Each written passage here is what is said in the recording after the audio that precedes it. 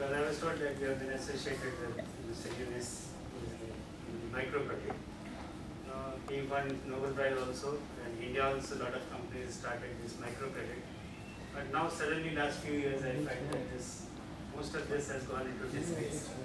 Why it has happened? We had a lot of criticism about Mr. Yunus also. In India, the government has also put a lot of restriction on the microfinance companies. Because basically the idea is very good, because the poor people who are not having access to the bank finance, naturally they are at the mercy of the money lender right now. And if some credit is available, and by and large it was working on a trust system. That naturally, because they were saying, I read one of the books, I think Mr. C.K. Prahlad has written a nice chapter of this, Mr. Yunus book. So basically, if a poor person takes some loan from these companies, they were thinking it is their utmost duty to return it timely. But somehow that trust is now failing, these people are failing to return. So what do you feel can be done to set it right? Because this itself, the idea is very good, it plays a very important role. Can we just throw some light on this? 5 days back, sir, my blood was boiling.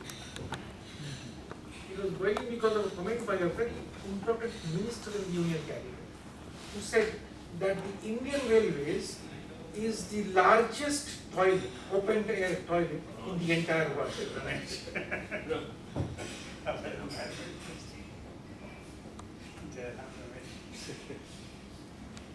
Such a thoughtless comment. And they are planning to put it, it's a different subject, but it's a metaphor. They are planning to put in the toilets that they have in the aircraft into the Indian Railways. Is it going to work? On a scale of 1 to 10? 10! It's not going to work. Somebody is going to put a small little plastic bag in it and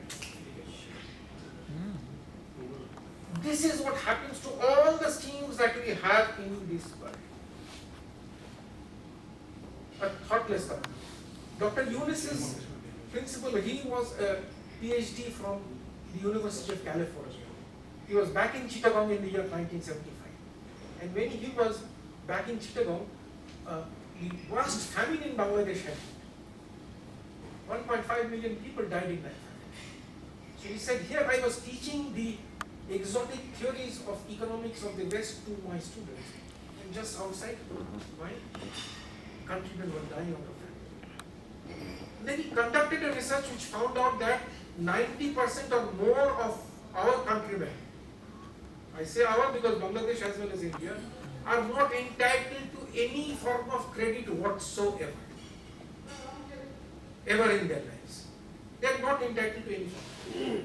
You and I cannot think of life without some form of credit or the other being established. Not to speak of your credit cards and things like that, or your personal loans.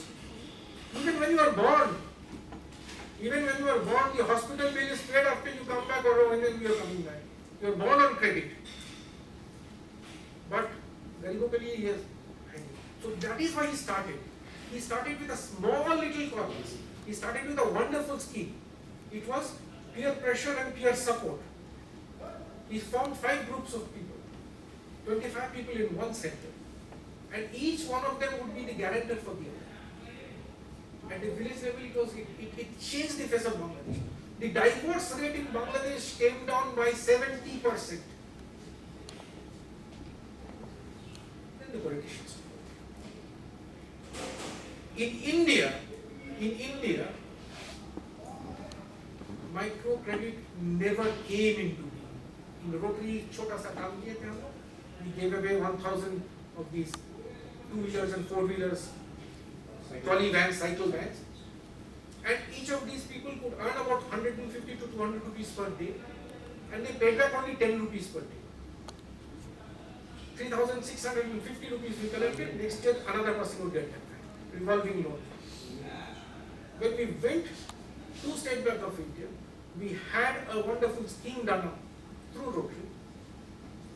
Then the local politicians decided to have a loan mela. In a loan mela, if I give you 1,000 rupees loan, you give me back 300 rupees as the dada, as the political head of that. The moment you are doing that, you are actually destroying the psyche of this person. So that is exactly what is wrong with it. In Bangladesh, the core Grameen Bank is flourishing beautifully. They have taken this model to United States of America. United States of America also has a very poverty sector. They have taken it there and that's doing well. It's doing well in Australia. Hillary Clinton comes to Bangladesh to profit over it. But unfortunately, Professor Yunus was a supporter of the other lady, not Hasina. So when Hasina came into power, she decided that this man should go to jail. That's the end of the story. Anyway, just I'll add one thing about this toilet, which we are doing on the Indian Railways. I think many of our friends also may not be fully aware. We are not really adopting the aircraft toilet because one is they are too expensive and definitely not suitable. Because each toilet is costing, in the aircraft toilet will cost 10 lakh rupees per toilet. That means I'll have to add 40 lakh rupees. So what we have really gone for a very good solution. That is we are going for biological toilets. So this has been developed in collaboration with DRDO. And in fact, the first coach on which it was introduced, by chance, I had a chance to monitor it. So I monitored the working of that toilet. That was somewhere in 2007. So I monitored it for 2-3 times. And the best thing is because the bacteria is so good that it immediately digests it and basically it is converted into gas and water. So whatever drops out of this, it is just like water and the gas of course fuse away. So ultimately no solid waste is even left. Only some problem definitely because all systems have the problem. So we have some minor problem because our people have a tendency of even throwing the plastic bottle, etc., glasses into that. So definitely that interferes with the system. But today I was reading one article on that. So they said that even some solution has been found for that. So anyway, so maybe whatever the Mr. commented, that was definitely not in good taste, but we also feel that definitely the toilet falling on the track is not good because it is definitely affecting hygiene. So hopefully we'll be able to get some solution. This is comparatively cheaper. It is, I think, costing around 1 lakh rupees per toilet, so around 4 lakh rupees it will cost. It does, but there are other bigger priorities. Today the rivers are far bigger priorities than the toilet of the Indian railways. Between Mathura and Amitava, the Jamuna river does not exist.